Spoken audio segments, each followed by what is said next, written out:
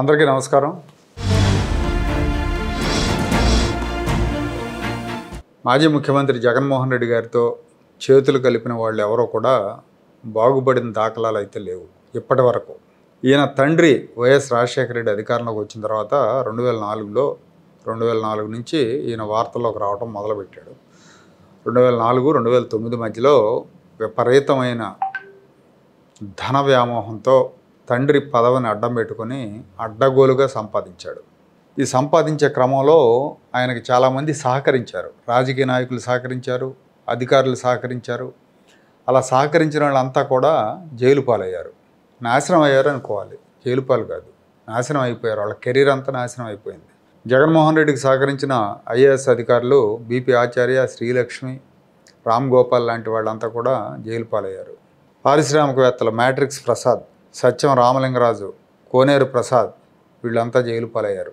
పెన్నా ప్రతాప్ రెడ్డి, అప్పటి వరకు గౌరవంగా వ్యాపారాలు చేసుకుంటున్న పెన్నా ప్రతాప్ రెడ్డి, అరబిందో, హెట్రో గ్రూప్ అధినేతలు కూడా కేసులు ఎదుర్కొన్నారు. విజయసాయిరెడ్డి, మోపిదేవి వెంకటరమణ, అప్పుడు మంత్రిగా ఉన్న మోపిదేవి వెంకటరమణ అక్రమార్జనకు సహకరించిన విజయసాయిరెడ్డి జగన్తో పాటు జైలు పాలయ్యారు. అప్పుడు గనుల మంత్రిగా ఉన్న సబితా ఇంద్రారెడ్డి ఇప్పటికే కోర్టుల చుట్టూ తిరుగుతూ ఉన్నారు. 15 ఏళ్లుగా తిరుగుతున్నారు. అలాగే జగన్మోహన్ రెడ్డికి సహకరించిన ఆయన తల్లి, ఆయన చెల్లి వీళ్ళంతా కూడా ఆయన చేతిలో బాధితులుగా మారారు. ఇక ఆ తర్వాత ఆయన 2019లో ముఖ్యమంత్రి అయ్యాక కూడా అదే ధోరణి కొనసాగింది. ఆయన ధోరణి మార్చుకోవాలి. సిబిఐ ఛార్జ్షీట్ ప్రకారం 43,000 కోట్ల అక్రమార్జన అని మెన్షన్ చేశారు. ఇంత జరిగిన తర్వాత కూడా ఆయనలో మార్పు ఏం రాలేదు. ముఖ్యమంత్రి అయ్యాక యథేచ్ఛగా మళ్ళీ అడ్డగోలుగా దోపిడీ మొదలుపెట్టాడు.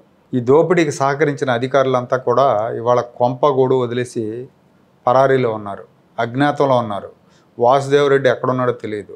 వెంకటరెడ్డి జైల్లో ఉన్నాడు, గనుల శాఖ వెంకటరెడ్డి. విజయకుమార్ రెడ్డి ముందస్తు బెయిల్ కోసం తిరుగుతున్నాడు కోర్టుల చుట్టూ. అరాచకం చేసిన ఐపీఎస్ అధికారులు, జగన్మోహన్ ప్రైవేట్ సైన్యంలాగా పనిచేసిన వాళ్ళు సంజయ్, తర్వాత సునీల్ కుమార్, పిఎస్ఆర్ ఆంజనేయులు, విశాల్ గున్ని వీళ్ళంతా కేసులు ఎదుర్కొంటున్నారు. ఇంకా పోలీస్ అధికారులు చాలామంది ఉన్నారు, విజయపాల్ లాంటి వాళ్ళు. వీళ్ళంతా కూడా జగన్మోహన్ రెడ్డి అడ్డగోలు పనులకి వీళ్ళు దన్నుగా నిలిచారు కాబట్టి ఇవాళ ఇబ్బంది పడుతున్నారు. అంటే జగన్తో చేతులు కలిపితే నాశనం, అప్పటి వరకు ఉన్న పరువు, ప్రతిష్ట, వ్యక్తిత్వం అన్నీ మంట కలిసిపోతాయి అనటానికి ఇవన్నీ నిదర్శనాలు. ఇప్పుడు ఆయన ఆదేశానుసారం అడ్డగోలుగా ప్రవర్తించిన నేతలు, అడ్డగోలుగా దోచుకున్న నేతలు కూడా ఇవాళ కోర్టుల చుట్టూ తిరుగుతున్నారు. రెచ్చిపోయిన నేతలు వరుసగా అరెస్ట్ అవుతున్నారు. వల్లభనేని వంశీ, నందిగాం సురేష్, బోరుగడ్డ అనిల్ వీళ్ళంతా కూడా ఊచలెక్కెట్టారు. కొడాలి నాని, లేళ్ల అప్పిరెడ్డి, తలసల రఘురాం, దేవినేని అవినాష్, పేరు నాని వీళ్ళందరి మీద కేసులు ఉన్నాయి. ఇంకా క్యూలో పెద్దిరెడ్డి రామచంద్రారెడ్డి లాంటి వాళ్ళు చాలామంది ఉన్నారు. అక్రమార్కులు, దోచుకున్న వాళ్ళంతా ఉన్నారు. వీళ్ళ మీద కూడా త్వరలోని చర్యలు తీసుకుంటారని చెప్తున్నారు. సోషల్ మీడియా చిల్లరగాళ్ళు కూడా అరెస్ట్ అవుతున్నారు వరుసగా. వర రవీందర్ రెడ్డి, ఇంటూరు కిరణ్, అవుతు శ్రీధర్ రెడ్డి ఇట్లా చాలామందిని చిల్లర పోస్టులు పెట్టిన వాళ్ళందరినీ అరెస్టులు చేస్తున్నారు. అంటే ఒక నాయకుడు, ఇప్పుడు చంద్రబాబు నాయుడు గారు ఉన్నారనుకోండి, చంద్రబాబు నాయుడు గారితో కలిసి పనిచేసిన అధికారులు కానీ, చంద్రబాబు నాయుడు గారితో కలిసి పనిచేసిన మంత్రులు కానీ ఏనాడు కూడా ఈ రకమైన ఆరోపణలతో ఈ రకంగా జైలు పాలు కాలేదు. ఏదో జగన్మోహన్ రెడ్డి కక్ష తీర్చుకోవడానికి అచ్చెన్నాయుడు మీద లేకపోతే ధూళిపాళ నరేంద్ర మీద కేసులు పెట్టాడు కానీ మామూలుగా అయితే ఆధారాలు లేని కేసులు అవన్నీను. ఇక్కడ పక్కా ఆధారాలతో వీళ్ళందరూ దొరికిపోతున్నారు. ఇంకో విచిత్రం ఏంటంటే చంద్రబాబు నాయుడు గారి దగ్గర ఉన్నప్పుడు వీళ్ళంతా పద్ధతిగానే ఉన్నారు. వీళ్ళలో చాలామంది ఇప్పుడు కొడాలి నాని, వల్లభనేని వంశీ, రోజా, దేవినేని అవినాష్ వీళ్ళంతా తెలుగుదేశం పార్టీలో ఉన్నప్పుడు చాలా పద్ధతిగా ఉన్నారు. నిజం చెప్పాలంటే కొడాలి నాని, వల్లభనేని వంశీలకు ఒక రకమైన క్రేజ్ కూడా ఉండేది. కానీ అక్కడికి వెళ్ళిపోయిన తర్వాత వికృతంగా మారిపోయారు. అలాగే పోసాని కృష్ణమురళి కూడా, ఇప్పుడు అరెస్ట్ అయిన పోసాని కృష్ణమురళి జగన్ పంచం చేరే వరకు కూడా చాలా పద్ధతిగా ఉండేవాడు. చాలా నీతి వాక్యాలు చెప్తూ ఉండేవాడు అందరికీ. జీవితంలో ఎలా ఎదగాలో చెప్తూ ఉండేవాడు. మొదట తెలుగుదేశం పార్టీలో ఉన్నాడు, ఆ తర్వాత ప్రజారాజ్యంలోకి వెళ్ళాడు. ప్రజారాజ్యంలోకి వెళ్ళినప్పుడు చిరంజీవితోటే నా జీవితం అని చెప్పాడు. ఏనాడు ప్రత్యర్థుల్ని అసభ్య దూషణలు చేయలేదు. కానీ ఏమంటా వైసీపీలో జగన్తో చేరాడో అప్పటి నుంచి అడ్డగోలు బూతులన్నీ తిట్టాడు. చంద్రబాబు నాయుడు గారిని తిట్టాడు, లోకేష్ని తిట్టాడు, పవన్ కళ్యాణ్ గారిని తిట్టాడు. ఇష్టం వచ్చినట్టు మాట్లాడాడు.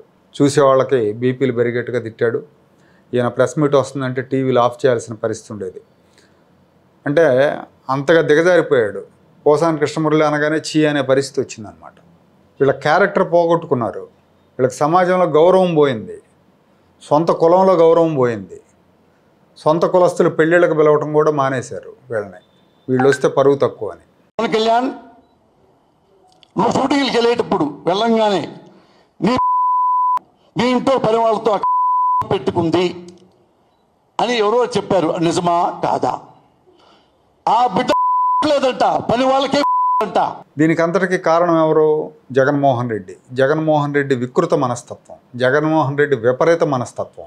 ప్రత్యర్థులను తిట్టించి, వ్యక్తిత్వ హననం చేయించి, ఇళ్లలో ఆడవాళ్ళని తిట్టించి, వాళ్ళ పుట్టుకలను ప్రశ్నించి వికృతంగా ఆనందపడే మనస్తత్వం ఈ జగన్మోహన్ రెడ్డిది. మనం ప్రత్యక్షంగా చూసాం. ఒకసారి వైసీపీ ప్లేనరీ జరుగుతున్నప్పుడు రోజా మాట్లాడుతుంటే వెనకాల నుంచి ఉమ్మారెడ్డి వెంకటేశ్వర్లు వచ్చి తిట్టమంటున్నాడమ్మా, తిట్టు, చంద్రబాబుని తిట్టమంటున్నాడని చెవిలో చెప్పాడు. అది అందరూ విన్నారు. ఆ రోజు లైవ్లో వచ్చింది.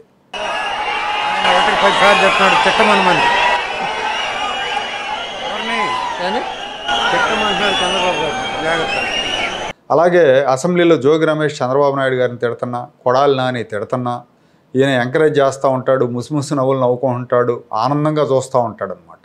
అంటే రాజకీయ ప్రత్యర్థులను బూతులు తిడితే, ఇంట్లో ఆడవాళ్ళకి అక్రమ సంబంధాలు అంటగడితే, వాళ్ళ ఇంట్లో పిల్లల పుట్టుకలను ప్రశ్నిస్తే ఈ జగన్మోహన్ రెడ్డికి విపరీతమైన ఆనందం కలుగుతుంది. అలాంటి తట్టుకోలేనంత ఆనందం కలిగించిన వాళ్ళకి పదవులు ఇస్తాడు. అలాగే జరిగినాయి, చాలా ఉదాహరణలు జరిగినాయి కదా. జోగి రమేష్కి పదవి ఇచ్చాడు, అంబటి రాంబాబుకి పదవి ఇచ్చాడు. ఇవన్నీ ఉదాహరణలు. ఇక్కడ ఎవరినైతే చంద్రబాబు నాయుడు గారిని ఇంట్లో ఆడవాళ్ళని ఎలా తిట్టించాడో చివరికి విధి అనేది ఒకటి ఉంటుంది కదా, వచ్చేసి అతన్నే కొట్టింది.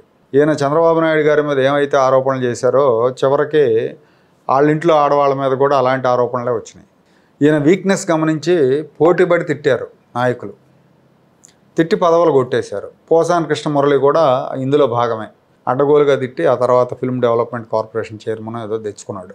ఈ తిట్లని, ఈ అరాచకాలని, ఈ అన్యాయాలని, ఈ అవినీతిని జనం అసహించుకున్నారు, కర్రుగాల్చి వాత పెట్టారు. ఇప్పుడు జగన్ రెడ్డి వికృతానందం కోసం తిట్టిన వాళ్ళంతా కూడా మదన పడుతున్నారు, పారిపోతున్నారు. కుటుంబ సభ్యులు ఏ రోజు పోలీసులు వచ్చి ఇళ్ల మీద పడతారని భయపడుతున్నారు. మొన్న పోసాని కృష్ణమురళి ఎపిసోడ్ చూసాం కదా. అరెస్ట్ సమయంలో వాళ్ళ ఆవిడ ఆయన మందులు వేసుకోవాలి, ఆయనకు ఆరోగ్యం బాగలేదని చెప్పి పోలీసులను ప్రాధేయపడటం చూసాం కదా. రేపు పొద్దున ఎవరి పరిస్థితి అయినా అదే, ఇలా రెచ్చిపోతే అలాగే ఉంటుంది. పోసాని కృష్ణమురళికి అతిథి సత్కారాలు కూడా బాగానే చేశారని తెలుస్తూ ఉంది. ఎవరి ఆనందం కోసం మనం నోళ్ళు బారేసుకుంటే చివరికి పగిలేది మన వీపులే అని ఇప్పటికైనా అర్థమై ఉంటుంది. కాబట్టి అర్థమయ్యాకైనా మార్పు వస్తుందేమో, జ్ఞానోదయం కలుగుతుందేమో చూడాలి.